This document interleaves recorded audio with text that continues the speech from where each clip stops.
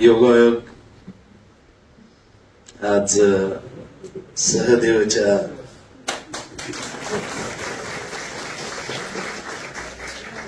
या इन्स्टिट्यूटला मला भेट देण्याचा योग आला. भेट मुंबईला झाल्यामुळं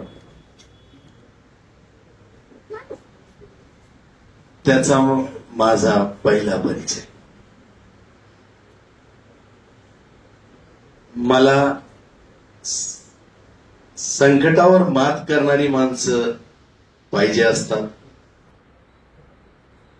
आणि मला त्यांच्याबरोबर काम करण्याची संधी मिळाली तर आणखीन आनंद होतो आणि त्यामुळे त्याचा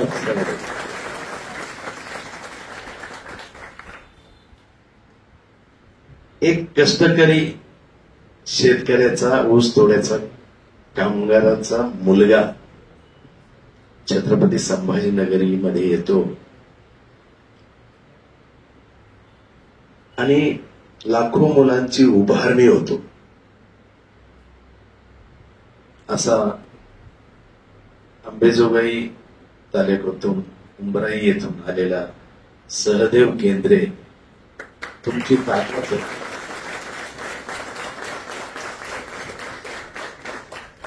एक सांगतो. मी कसा जगतो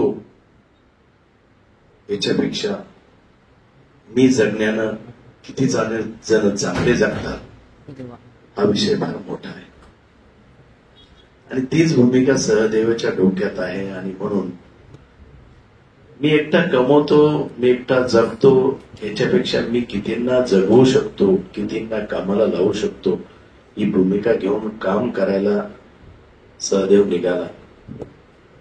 सहदेव चिंता करू नको, हा ताकदवान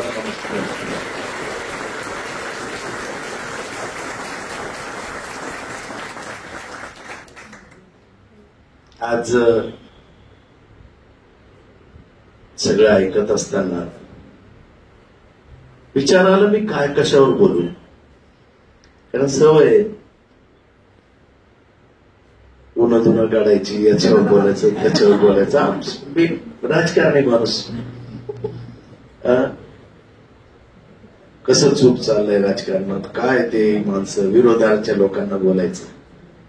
शेवटी जी देशाची ही ताकद आहे या ताकदीला काय मार्गदर्शन करायचंय हे फार महत्वाचं आहे.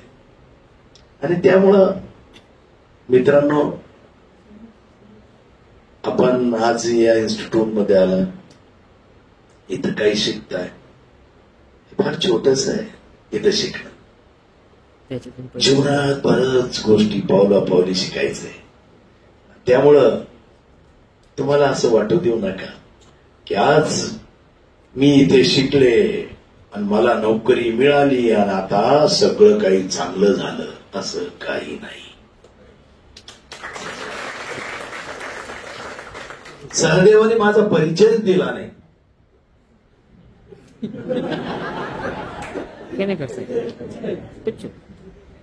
कारण त्याच्या मनात एकच परिचय, माझा प्रश्न फक्त पाऊस सोडू शकता, हाच त्याचा परिचय. आणि त्यामुळे सहदेवांचा जो आत्मविश्वास आहे, जो कॉन्फिडन्स आहे, निश्चितच त्या कॉन्फिडन्सचा परिचय मला तुम्हाला करून देणं गरजेचं आहे. मी फार मोठा आहे आणि मी फार काही केलं यामुळे मी परिचय नाही, पण परिचयामध्ये जी उभारणी तुमच्या मनात राहील माझ्याबद्दलची, ती कुठंतरी मनाला कमजोर होताना साथ घालत राहील की नाही हा माणूस काही नसताना इथपर्यंत आला, तर आपण तर अजून बरेच काही करायचंय. वय 55 वर्ष माझं. बरेच जण नेते वय सांगत नाही, मी सांगतो 55 वर्ष वय माझं. एक सांगतो, मी संकटापेक्षा मोठा आहे हे डोक्यात ठेवा. मी संकटापेक्षा मोठा. मी हे जे बोलतो ना तुम्हाला, याच्यासाठी माझा परिचय देतोय. मी एका MSCB मध्ये काम करणाऱ्या कामगारांचा मुलगा आहे, जे आयुष्यात ज्याला फक्त सायकल पाहिली. सकाळी 6ला जायचं आणि रात्री 10ला यायचं. तो माझा बाप मला आठवतो. दिवसभर मागे खिशाला पकड लावून पोलवर चढायचा. 2 वेळेस पोलवून खाली पडला बी होता. जीवन काही असंच बोलत नाही. जीवन काही असं इतकं स्वस्त नाही, असंच मिळत नाही. अशा व्यक्तीनं MSCB मध्ये काम करत असताना 2 वेळेस पडलेले असताना ज्यानं जीवनात फक्त सायकल पाहिली, आज मी दर 2 दिवस आड विमानात फिरतो.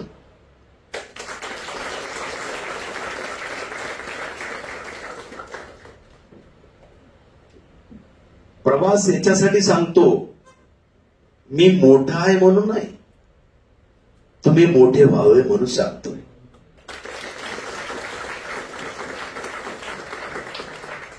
ज्यावेळेस शहरात आलो त्यावेळेस 3 दिवस वडाच्या झाडाखाली राहिलो आणि 3 दिवसानंतर एक छोटस घर मिळालं भाड्याने. MSCBत पहिले खड्डे खोदण्याचं काम त्यांना मिळालं वडिलांना, आणि मग ते त्याच शिखर ते लाईनमन झाले. जीवनाची सुरुवात असते. सगळ्याला वाटतं माझ्याच जीवनात वाईट आहे, माझ्याच जीवनात वाईट आहे. असं नाही रे राजा. सगळ्याचा प्रवास जर पाहिला, आज मी त्याच परिस्थितीत शिकत राहिलो.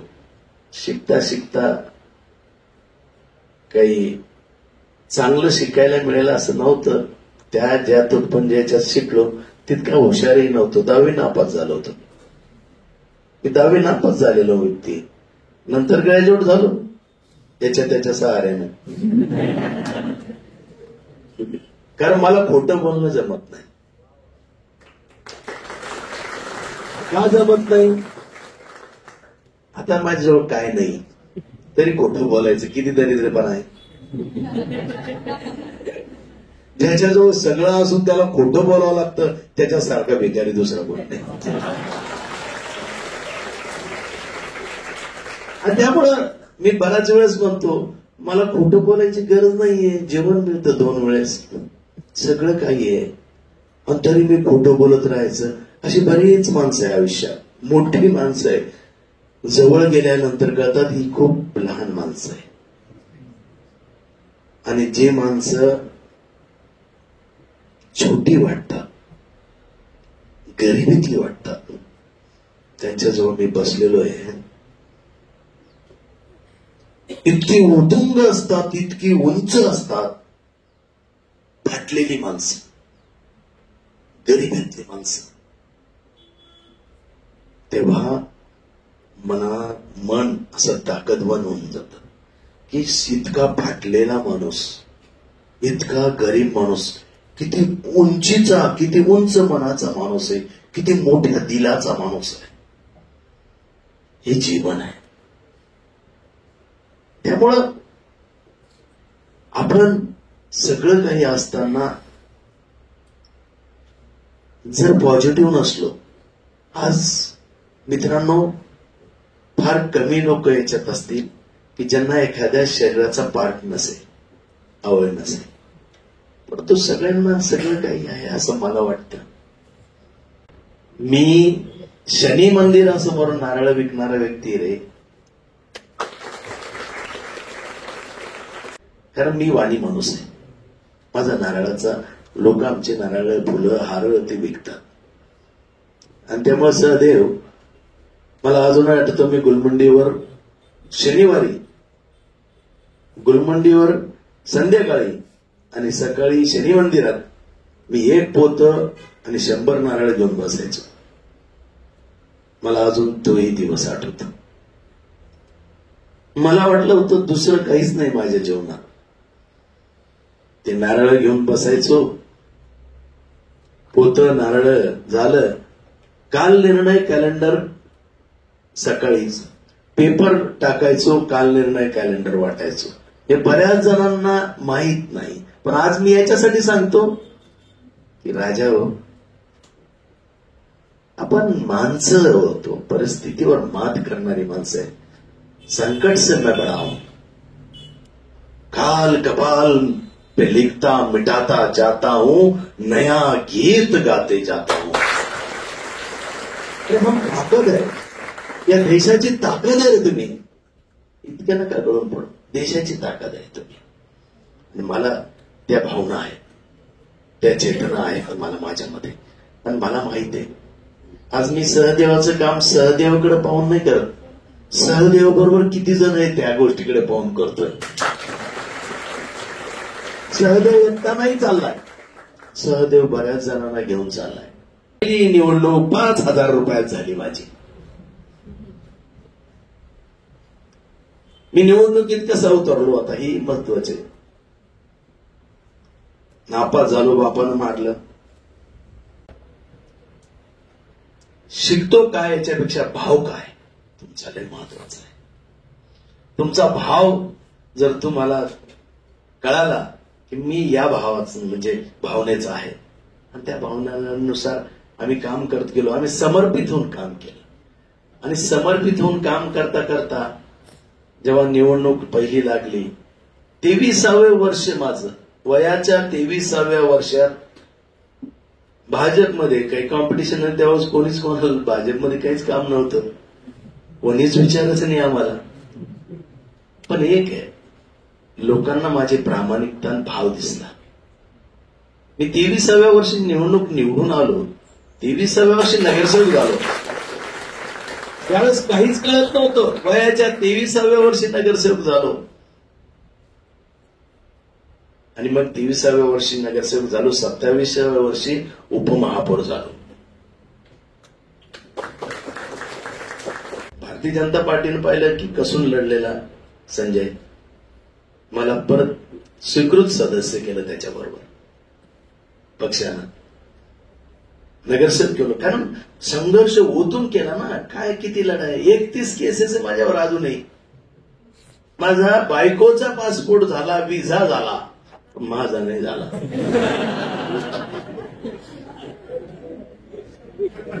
अवघड असतं ना, इतकं सोपं आहे का? अरे ले बाबा, अजून सुरुवात आहे रे तुमची. राजा हो, मी जेव्हा नगरसेवक होतो रोज बायकोचे नाही भांडणं. खरं सकाळीच लोक 5ला उठायचे. अरे भाऊ खुशाल झोपत्या पाणीने, नळाला पाणी आलं नाही, तुम्ही झोपू राहिले. बायको चिडायची, हे काय धंदे. मायला म्हणजे अरे बाबा तुम्ही तुझं आमच्या पण झोपा खराब करत्या. अरे लय पुढचं जीवन लय अवघड आहे. तुम्ही सुरुवात काय, जीवन सोपं नाहीये. एखाद्या परिस्थितीत मनस्थितीत काही गोष्टी मिळाली ना, आपल्याला वाटतं आपण जिंकलो. पण काही पुढचा प्रवास झाला की कळतो की नाही, ही त्या गोष्टीपेक्षा महत्वाची. जीवनात प्रत्येक पायरीवर प्रत्येक गोष्ट आपल्याला महत्वाची वाटत राहते, आणि ती संपली, तिचं महत्व सहज झालं की दुसरी गोष्ट महत्वाची वाटते. हे असं चालत राहतं. त्यामुळे मला हेच आहे. आता याच्यात जरा बरेच जण पासही होणार नाही, टेन्शन घेऊ नका. नारळ विकणारा माणूस आहे, काल निर्णय विकणारा माणूस आहे. थकायचं नाही. थकलं, मानसिक थकान कधी येऊ नका देऊ जीवनात. सगळं देवानं इतकं ऐश्वर दिलं रे तुम्हाला, काहीच कमी नाहीये. ऐश्वर म्हणजे का पैसे लागतात का? ऐश्वर म्हणजे तुम्ही चांगलं बोलू लागले, चांगले पाहू लागले, चांगलं ऐकू लागले, खूप मोठं ऐश्वर आहे. आणि या ऐश्वर असताना निगेटिव्ह होऊ नका. है वो बहुत बड़ा है. तुम्हारा मन छोटा मत करो, वो बहुत बड़ा है. त्यामुळे हे चालताना, जीवनात चालताना निश्चित आहे मी काही म्हणा, मला जीवनात 2 नेते खूप आवडलेले. हे माझं वैयक्तिक सांगतो, ते सगळ्यालाच आवडावं असं नाही. प्रामाणिकता ज्या माणसात बघितली ते आहे देवेंद्रजी फडणवीस. नाही, एक तर बोलणार नाही, उत्तर देणार नाही, पण खोटं बोलणार नाही. मी कार्यकर्ता, हाडाचा कार्यकर्ता, 20 वर्ष नगरसेवक राहिलो, म्हाडाचा चेअरमन झालो, म्हाडाचा चेअरमन होतो मी आता महामंत्री पदावर आलो. कित्येक आमदार आणि खासदार माझ्या मार्गदर्शनामध्ये, मी महामंत्री पक्षाचा. परंतु ज्यावेळेस माझ्या जीवनात पाहिलं, मी प्रत्येक पायरीवर खूप नेते पाहिले. एक संघर्षशील गोपीनाथराव मुंडे, त्यांच्यामुळे मी मोठा झालो.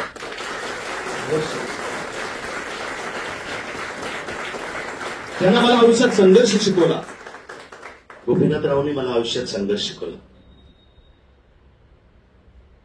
आणि वाड्यात दांड्यावर जाऊन ज्यांनी भाजप वाढवली, असं गोपीनाथरावांचं नेतृत्व, पण मला त्यांचा आशीर्वाद मिळालेला आहे.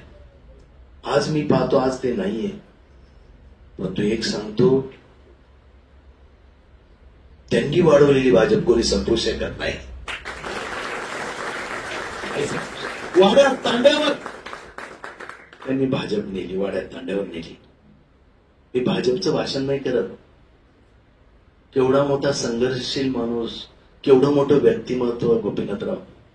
आज त्यांच्या रूपाने मी तुमच्या समोर उभा आहे. हा संघर्ष 37 वर्षाचा आहे माझा. 37 वर्षात मी ना संसार पाहिला, काही नाही पाहिलं. आमचं काय आहे, फकीर आहे मी. आणि त्यामुळं जीवनात एक गोष्ट लक्षात घ्या, संघर्ष करा.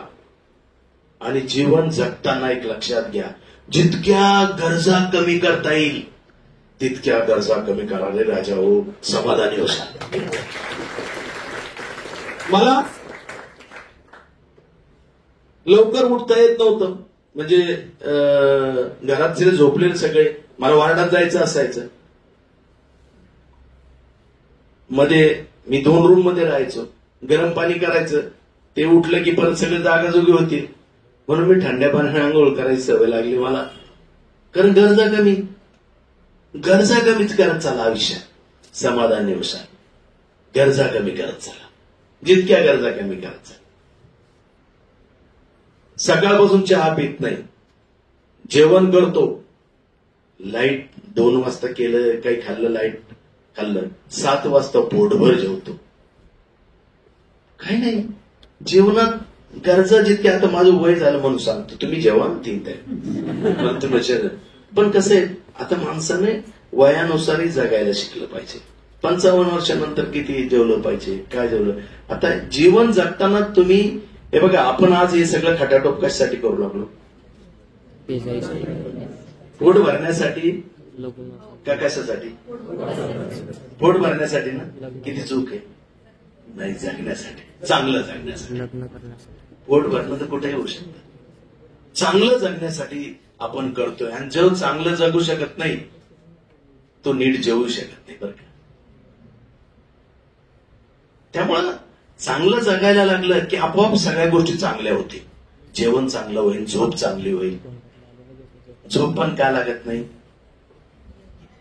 चांगलं जगलं नाही ना. चॅटिंग करते, एड्यावानी विचार करत बसले, झोप येईल का?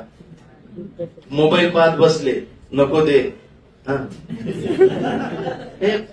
एक सांगू का, बुद्धी ज्यानं भ्रष्ट होईल त्या गोष्टी करू नका. आयुष्य तुम्हाला वाटू देऊ नका.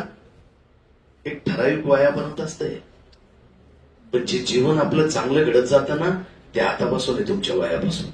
एक चांगल्या सवयी लागल्या ना, निश्चितपणे तुमचा आवरा जो तयार होतो तुमच्या भोवतीचा, तुम्ही काय विचार करता त्यानुसार तयार होतो.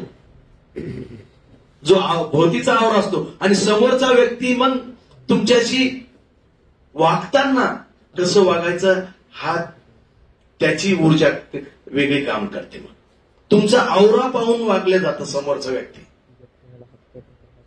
बऱ्याच जणांना वाटतं कोणी मला काही शिव्या देतं. बाबा तू जर नीट राहिला, चांगला राहिला तर समोरचा व्यक्ती त्यावेळेस हिंमत करत नाही बोलायचा. पण तुझा आवराच नाही ना चांगला. आवरा बहुतचा आवरा. माणूस चालला की कळलं पाहिजे किती अरे हा माणूस आला का. बोलताना त्यावेळेस त्याचा आवरा काम करत असतो. हे तुम्हाला मी छोटं छोटं सांगतो बरं का, कारण या टिप्स तुम्हाला आयुष्य घडवायचंय. नुसतं पोटाचं झालं, आपल्याला भाकरी मिळाली, नोकरी मिळाली की जीवन संपलं असं, जीवन झालं समृद्ध असं नाही बरं का. तुम्ही जेवताना बी कसं जेवता हे लक्षात ठेवा. झोपतानाही तुम्ही कोणते विचार करून झोपता ते येईल का. बरेच जण सकाळ पाहत नाही, ते दुर्दैवी. सकाळ पाहिली पाहिजे.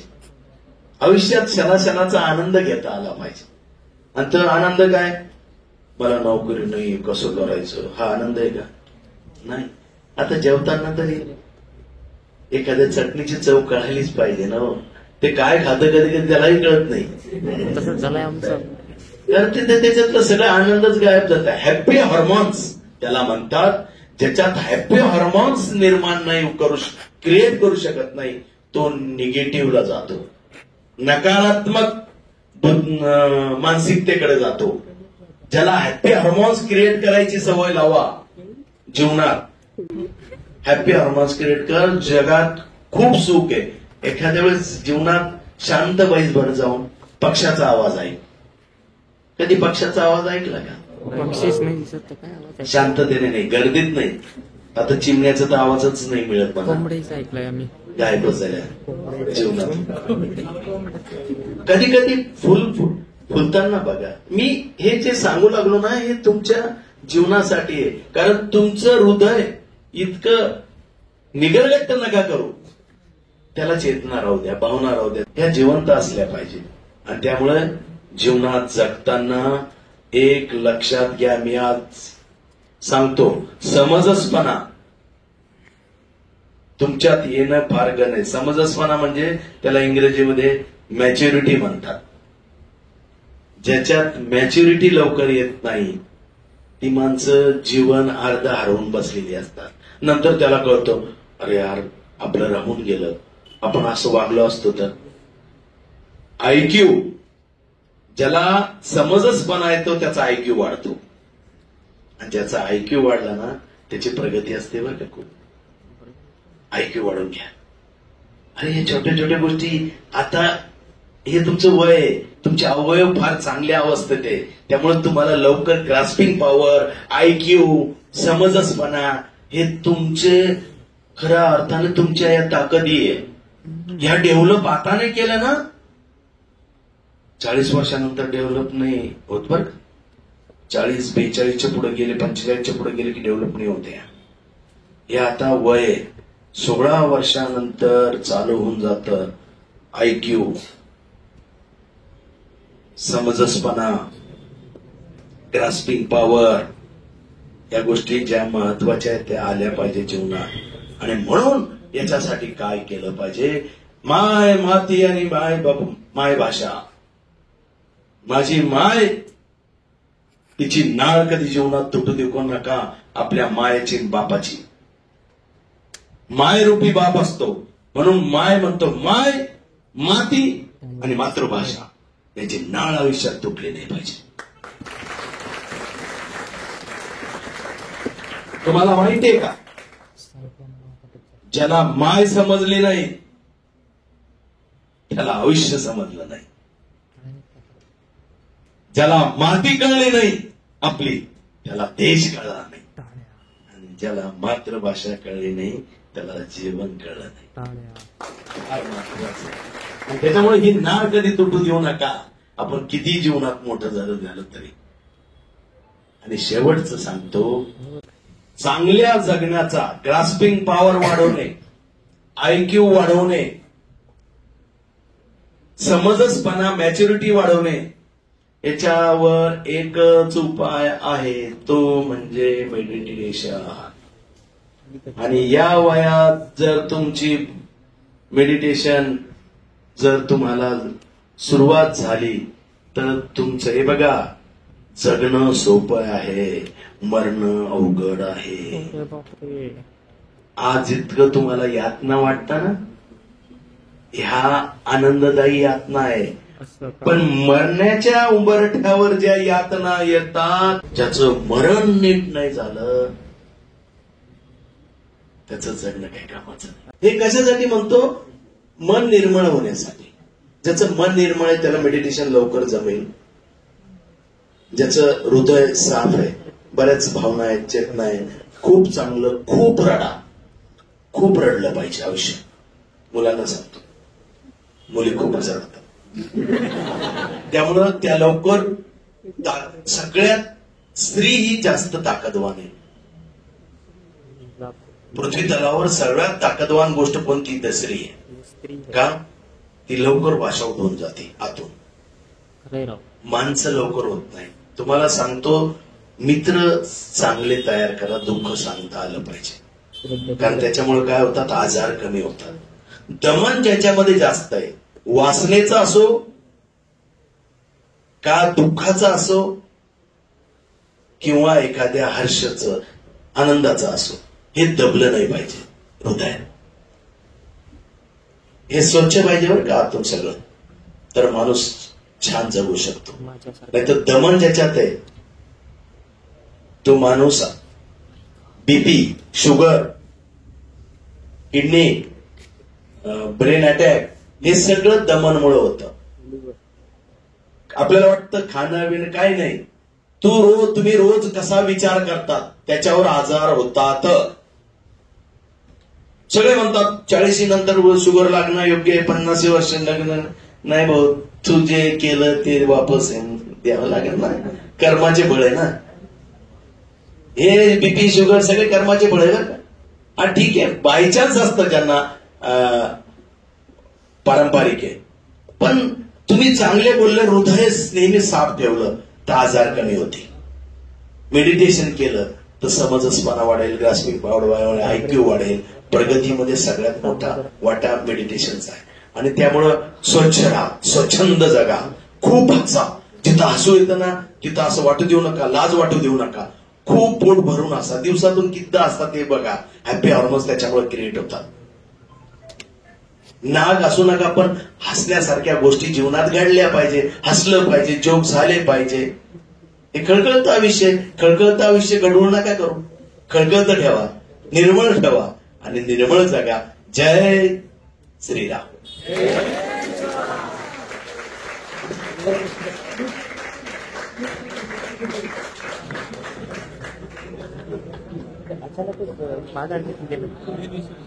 हॅलो भाऊ, असं वाटलंच नाही की तुम्ही एखाद्या पॉलिटिकल लीडर म्हणून बोलतायत. अजिबात नाही.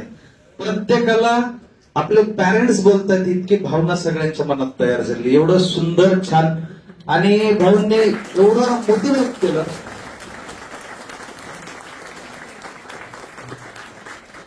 हो, मला माहित असतं तुम्ही एवढं चांगलं बोलणार आहे, तुम्ही थोडा अभ्यास करून आलो असतो. माझं झाले जरा वांदे आता थोडेसे यावेळेस. बरोबर आहे. मला वाटलं आता राजकीय लोकांना किती बोलता येत असणार आहे. खरं बरं भाऊ, जे आहे ते खरं सांगतो. तुम्ही म्हणलेलं खरं बोलायचं का? सुरू करून टाकतो. मला वाटलं राजकीय लोकांना खरंच कसं काय बोलतायत बरं इतकं, असं काही नाही वाटलं मला, कधीच नाही वाटलं. आणि यापूर्वी मी कधी कुठल्या राजकीय लीडरला असं बोलताना पाहिलेलंच नाही आजपर्यंत कधीच. विद्यार्थी मित्रांनो, सुरुवात ज्यावेळेस भाऊंनी केली त्यावेळेस एक वाक्य मला खूप आवडलं. ज्यावेळेस आपल्या सगळ्यांच्या डोळ्यात पाणी होतं, माझ्याही होतं. तुम्हाला अधूनमधून त्रास देणार आहे बरं. त्रास कोणत्या अर्थानं, की जेव्हा जेव्हा नवीन बॅचेस येतील, नवीन विद्यार्थी येतील, भाऊंच्या मागे लागून लागून, योगायोगाने एक नशीब आणखी चांगलं मला नंतर कळलं, मी ज्या एरियात राहतो तिथंच पलीकडून भाऊ पण राहतात. एकदा घर माहीत करून घेतो. खाली गाडी दिसली की आलोच वर म्हणून समजा. ठीक आहे, की अधूनमधून एवढं सुंदर जे मार्गदर्शन आहे भाऊ पहिल्या वेळेस इथं घडलं. आणि तो प्रेमाचा शब्द सहदेव, हा शब्द भाऊ कायमस्वरूपी सोबत ठेवा.